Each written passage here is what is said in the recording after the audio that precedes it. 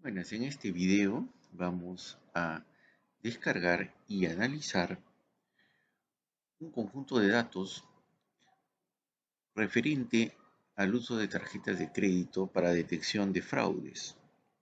Es un conjunto de datos que contiene más de 3.000 registros con transacciones ficticias de tarjetas de crédito. Algunas de ellas serán fraudulentas y otras no fraudulentas. La idea es entrenar modelo, utilizar diferentes clasificadores o diferentes estimadores que nos indiquen si un nuevo registro a predecir será una transacción fraudulenta o una transacción, digamos, normal.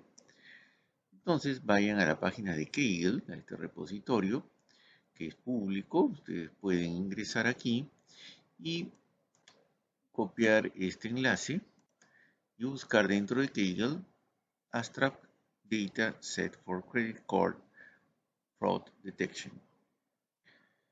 Y van a descargar aquí este archivo que se llama Credit Card Present CSV.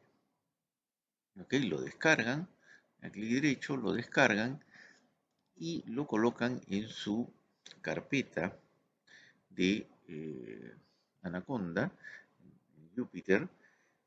Lo crean en alguna carpeta que les permita luego levantarlo con Python, ¿no? Entonces descarguen este archivo. Aquí hay un análisis de los datos, pero vamos a hacerlo, ¿no? De todas maneras vamos a hacerlo con Python.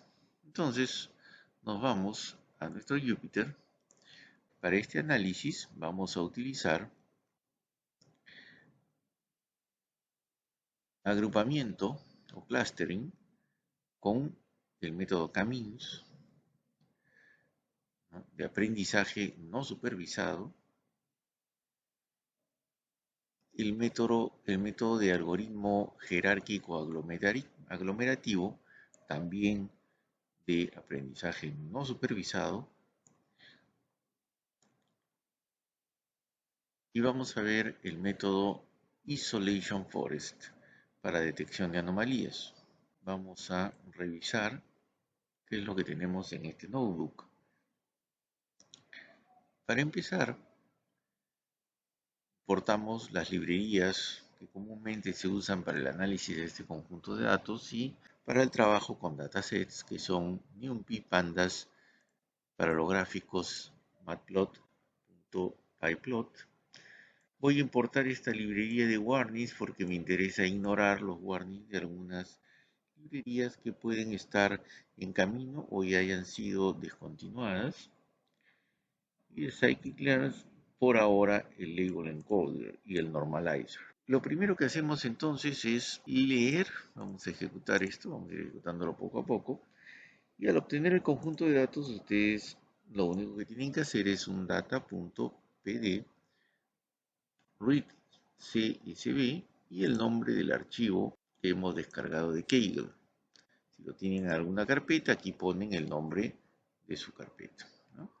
Si lo tienen en el raíz, lo pueden dejar tal como lo tengo aquí. Y acá hay un data.shape que no simplemente nos va a decir las dimensiones de ese conjunto de datos. Si yo lo ejecuto acá, fíjense que me sale 3075 filas o 3075 registros por 12 columnas. Tengo 12 características, 12 campos y 3075 observaciones. Lo siguiente es hacer un data info. Este data info nos va a mostrar la estructura de nuestro conjunto de datos.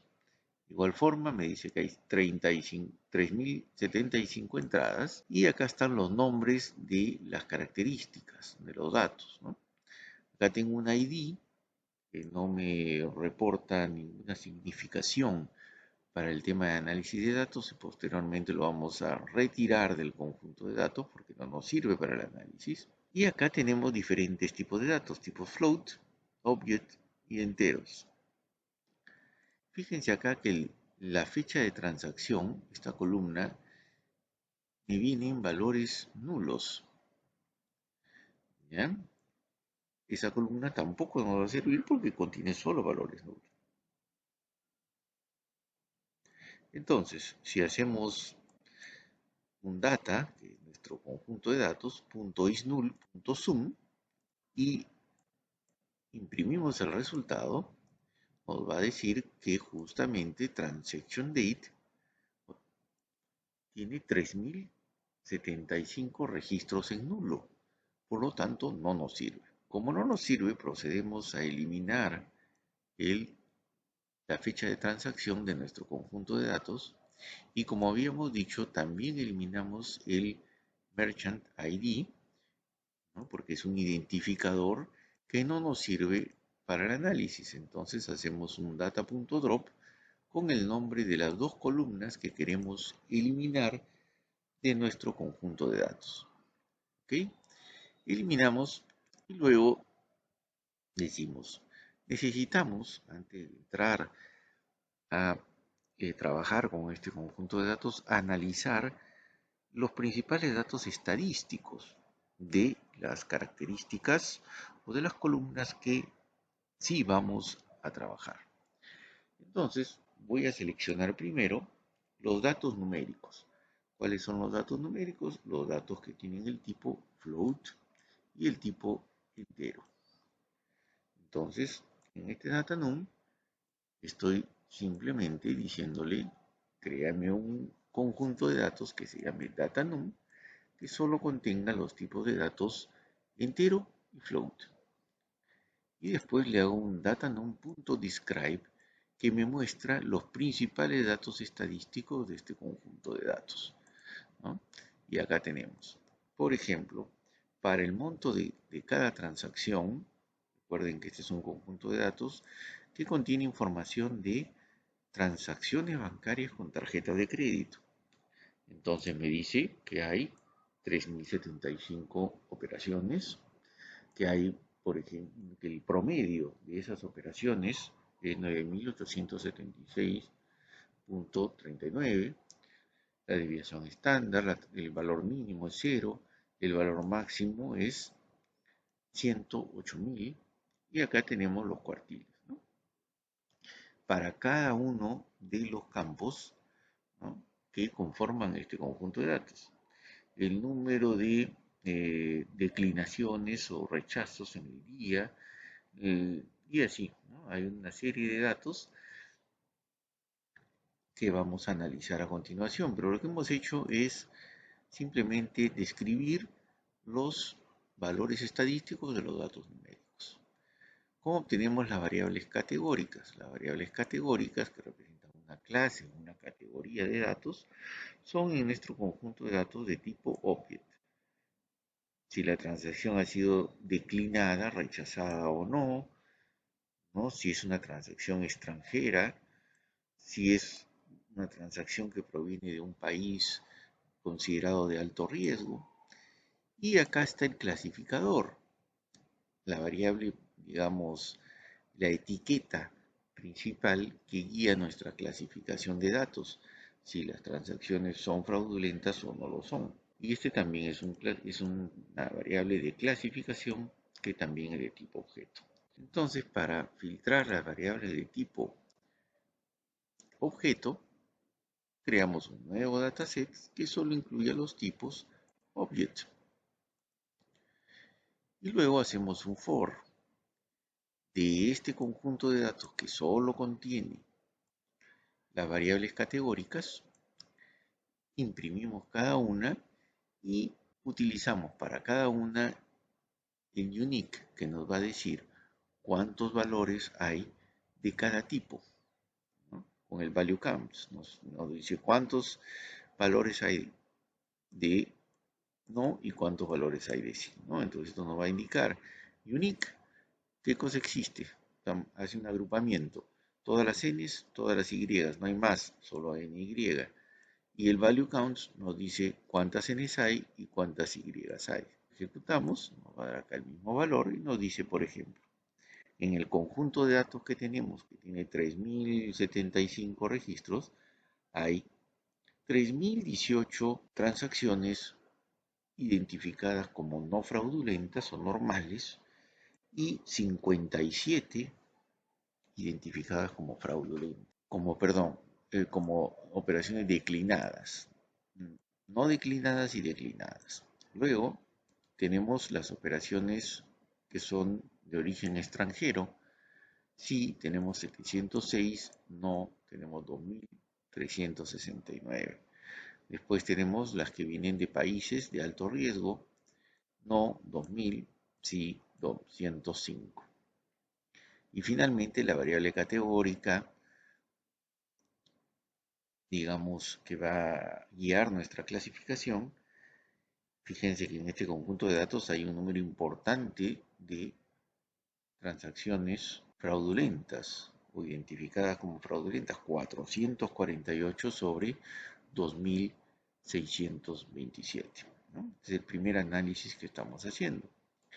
Ahora vamos a convertir estas variables categóricas a variables numéricas para que ingresen a formar parte del conjunto de datos de análisis, porque no las podemos dejar fuera, es un dato importante.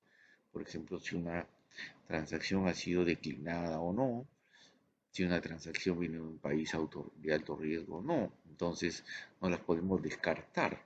Lo que vamos a hacer con Label Encoder es hacer un for de para recorrer mi conjunto de datos donde he separado mis variables categóricas, y lo que voy a hacer es añadir estas variables categóricas a mi data, ¿no? Mi conjunto de datos, pero ya no con su valor original de sí o no, sino con un 0 o 1. Entonces acá si es no, le pongo un 0, si es sí, le pongo un 1. Igual para si es una transacción extranjera, le pongo un 1 si es sí y le pongo un 0 si es no. Entonces, esto es lo que nos reporta este pequeño bucle. Fíjense que ahora ya todas las variables son numéricas y nuestra variable de clasificación que indica si una transacción es fraudulenta o no la tenemos en la última columna con un 0 para no fraudulento y un 1 para transacción fraudulenta.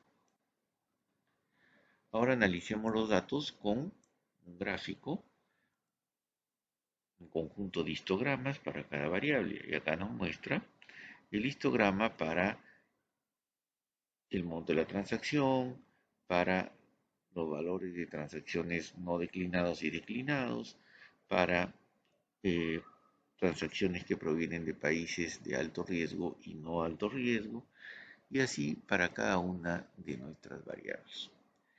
Entonces, lo siguiente que debemos hacer es crear una matriz de correlación, ¿no? Para analizar cuáles son los datos que tienen mayor correlación, especialmente con nuestra variable categórica principal de clasificación, que es si una transacción es o no es fraudulenta. Ejecutamos y nos muestra aquí, como ustedes ya saben, en el eje central está, digamos, cada campo con su correspondiente contraparte igual, ¿no? Por eso siempre es 1. Pero fíjense, los valores, bueno, este es como un mapa de calor, donde vemos, por ejemplo, que hay una correlación, una relación muy fuerte entre el valor de 6 Months Average Check y el valor de Daily Changeback Average Change, que son dos variables altamente correlacionadas. Si vemos el valor que más nos interesa, que es fraudulento, fíjense que las variables que van a tener o que va a tener un mayor impacto, una mayor correlación con si una transacción es fraudulenta o no, es si viene de un país que tiene o está catalogado como alto riesgo, 0,64. ¿No? Recordemos que más de 0,5 se considera que tiene una buena correlación y menos de 0,5 una baja correlación, ¿no? Igual vemos, por ejemplo, que hay una correlación de 0,59 entre el monto diario de la transacción y el monto de la transacción, ¿no? El promedio y el monto de la transacción y así, ¿no? Entonces ustedes pueden ir revisando estos valores, ¿no? Para que se den cuenta dónde están las correlaciones más fuertes entre las variables, que son estos que son rojos, naranjas, ¿no? Y los más débiles son los que están en azul oscuro.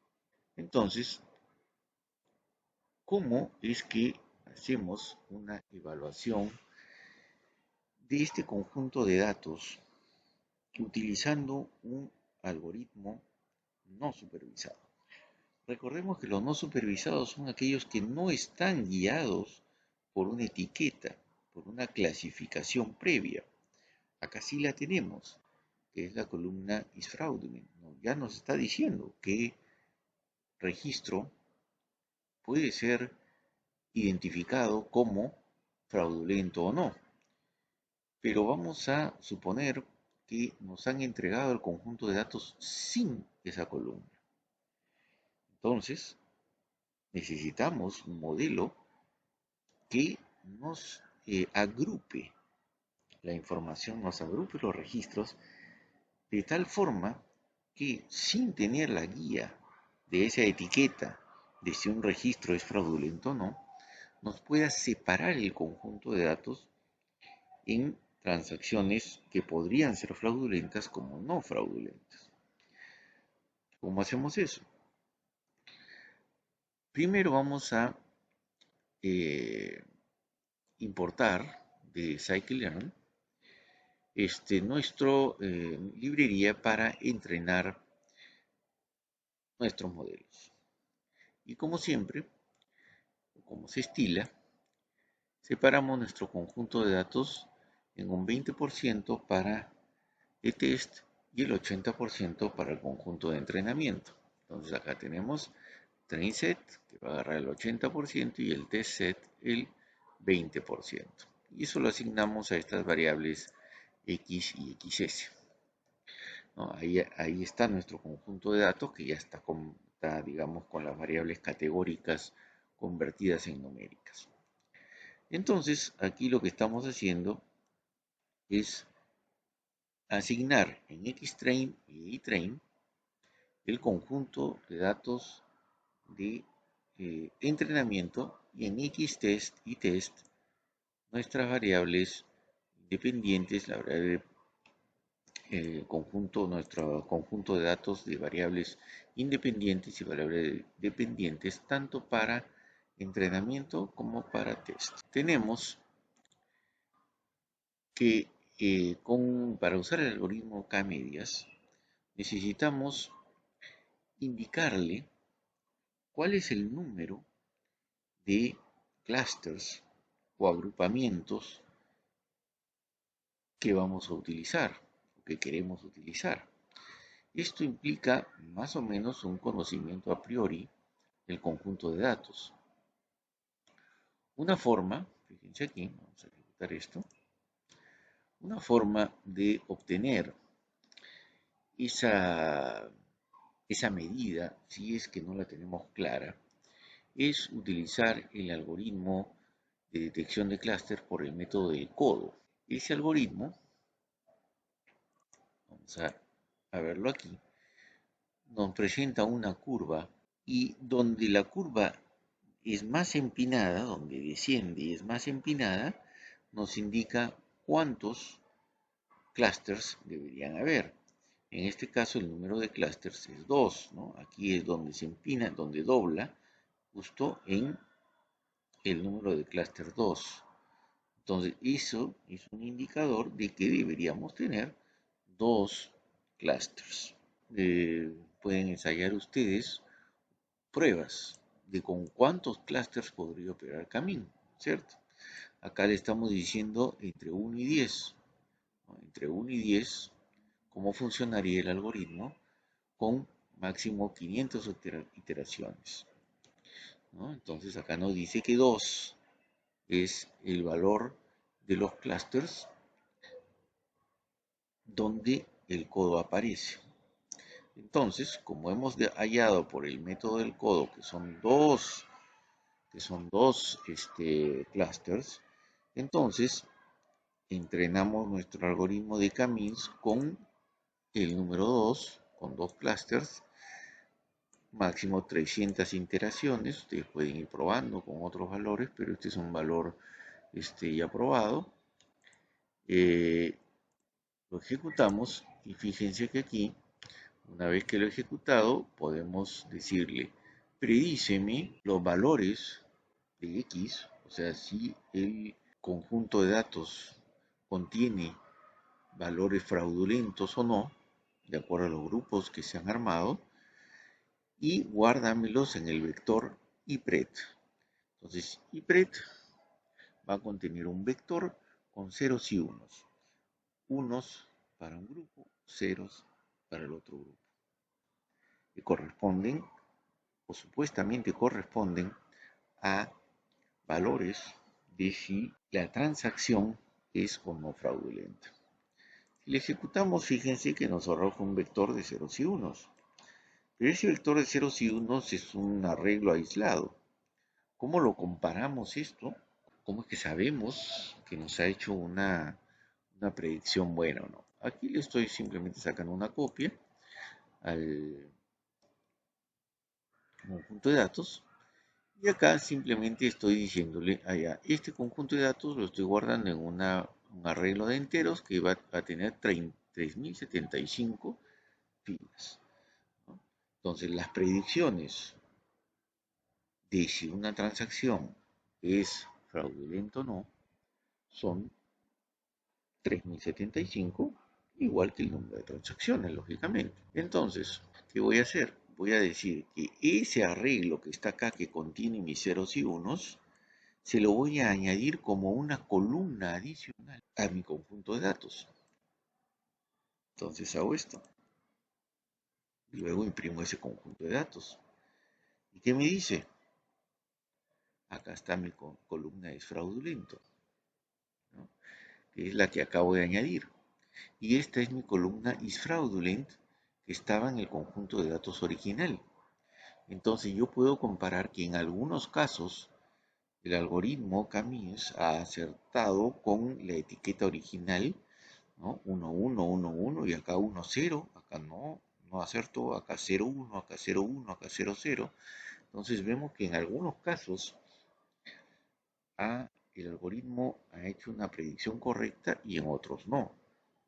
¿Qué tanto? Vamos a analizarlo. Aquí lo que estoy haciendo es descargar o bajar la información a Excel, ¿no? Si yo quiero descargar esta data a un archivo Excel, utilizo data.toExcel, data.credit.xls. Entonces, ¿qué pretendo hacer con eso? Hacer una comparación en Excel, fila por fila, a ver qué tan bueno ha sido la predicción con el algoritmo Camins. Entonces, si nosotros bajamos esta información Excel, y acá tenemos todo nuestro conjunto de datos completo, y acá tenemos nuestra columna is fraudulent original y nuestra columna is fraudulento, que es la que hemos calculado con Camins, la que nos ha arrojado el modelo. Y acá hay una comparación. Si K2 es 1, me devuelve, es igual a L1, a L2, perdón. Entonces me devuelve un 1 si no me devuelve un 0. Y eso me permite identificar cuántos valores coincidieron y cuántos valores no coincidieron. O sea, es una comparación entre el valor que estaba previamente etiquetado y el valor etiquetado por el algoritmo Camins. Si regresamos a nuestro notebook, tenemos un ratio que se llama Rand Score Data, que lo que hace es comparar el porcentaje de aciertos que hubo entre la clasificación original y la clasificación que se obtuvo con Camins, y eso nos da que llega hasta 68%. ¿Okay? Entonces, es un algoritmo que no nos está dando un buen nivel de predicción para nuestra variable es fraudulento. Veamos ahora cómo se comporta el algoritmo jerárquico aglomerativo. En la variable XS habíamos guardado nuestro conjunto de datos. Vamos, como es un algoritmo también de aprendizaje no supervisado, necesitamos quitarle las etiquetas que le habíamos puesto de is fraudulent y es fraudulento. Entonces nuestro conjunto XS queda, nuestro conjunto XS queda tal cual, ¿no?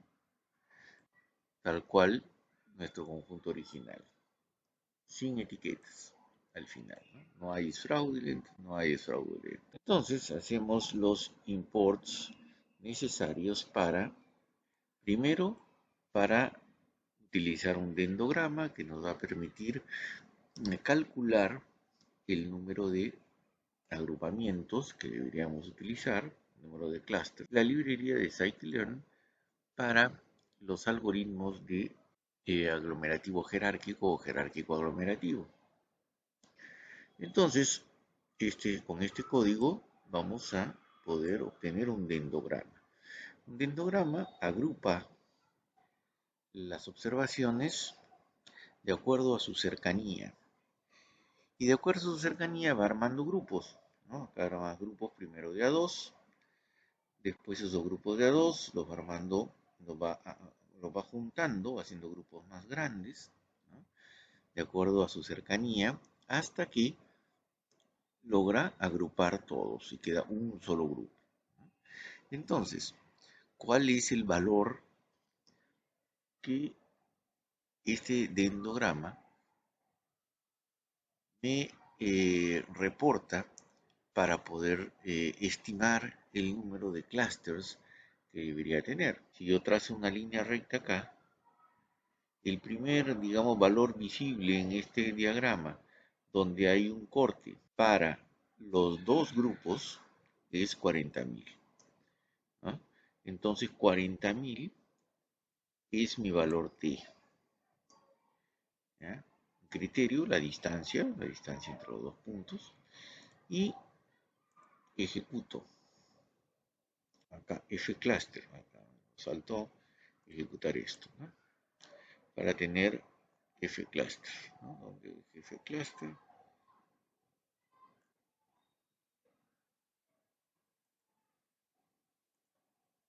acá está.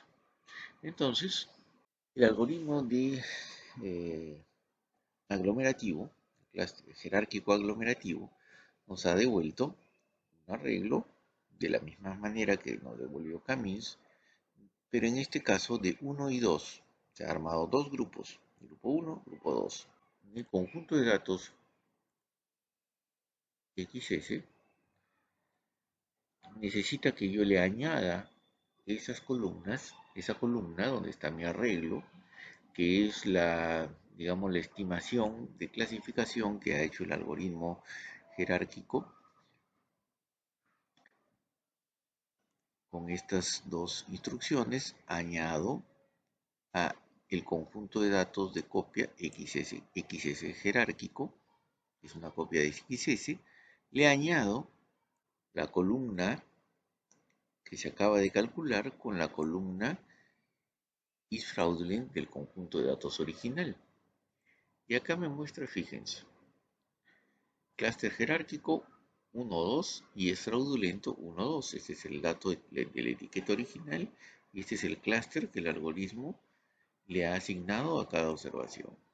Pero unos están en valores 1, 2 y los otros en 0, 1.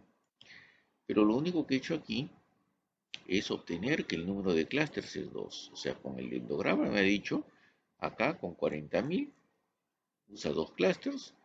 Entonces, ahora con la instancia euclidia, hazme una predicción con el conjunto de datos y devuélveme un arreglo donde efectúa una predicción de en qué clúster debería ir cada observación.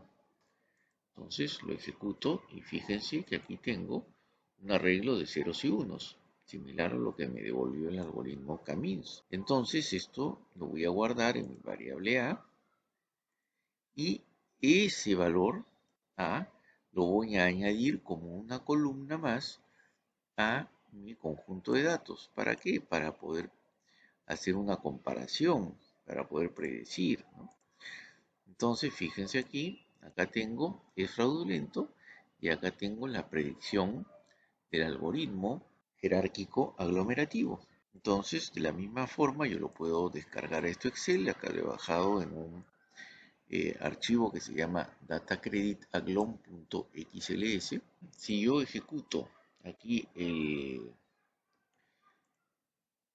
esta métrica del rand score o el rand score aquí me va a dar un 63% de coincidencias. Entonces, el algoritmo jerárquico aglomerativo me ha dado una métrica similar al camino.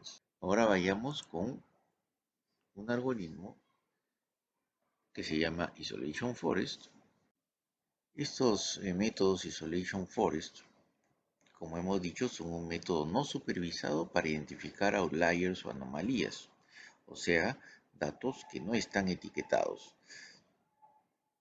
de los cuales no se conoce su clasificación real. Este método está basado en los muy conocidos algoritmos de regresión y clasificación Random Forest. Estos Isolation Trees, cuando se implementan a partir de esta librería de Scikit-learn, que es la que estamos importando acá, necesitan este porcentaje de contaminación. Al entrenar el modelo, se especifica este porcentaje de anomalías que se espera en los datos de entrenamiento. Entonces, con este valor, el modelo aprende el valor a partir del cual una observación va a ser considerada una anomalía. Y al hacer la predicción, en este caso lo que estamos haciendo en estas dos líneas, ¿no? Acá vamos a ejecutar esto, vamos a hacer el fit y acá nos devuelve un arreglo. Pero en este caso el arreglo va a tener dos tipos de valores. -1 si es una anomalía o un outlier, o 1 si el dato es normal, o sea, un inlier. Entonces, acá de la misma forma como hemos hecho en los otros ejemplos, vamos a añadir esa columna predicted a una columna nueva que se llama pred-isolation, pred-isol. Mostramos el conjunto de datos de salida y acá tenemos la predicción del Isolation Forest. Si utilizamos la métrica de Adjust Rand Score, vamos a obtener un 0.74% de precisión en este modelo, que es algo mejor a lo que hemos obtenido con las dos técnicas anteriores, ¿no? De Camins y de aglomerativo jerárquico. También podríamos utilizar una técnica aquí de aprendizaje supervisado, porque tenemos la etiqueta es fraudulento, para comparar un modelo de aprendizaje supervisado con estos modelos de aprendizaje no supervisado. Si hacemos rápidamente un análisis con un modelo de aprendizaje supervisado como Super Vector Machine sobre nuestro conjunto de datos, que debe contener lógicamente nuestra etiqueta de si es fraudulento o no cada transacción, hacemos la clásica división de 20% para test y 80% para entrenamiento.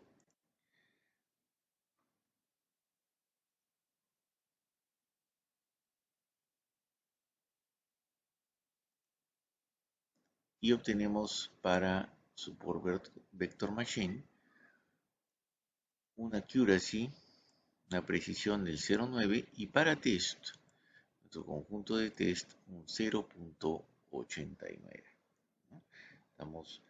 Ese es el valor que obtenemos de precisión, que es bastante más alto. Acá tenemos una tabla donde podemos tener algunas métricas como el precision y el recall, pero lo importante es que logramos obtener un 0.89 de precisión, ¿no?, en nuestro conjunto de test, ¿no? Entonces, hemos aplicado el mismo conjunto de datos con 4 algoritmos diferentes.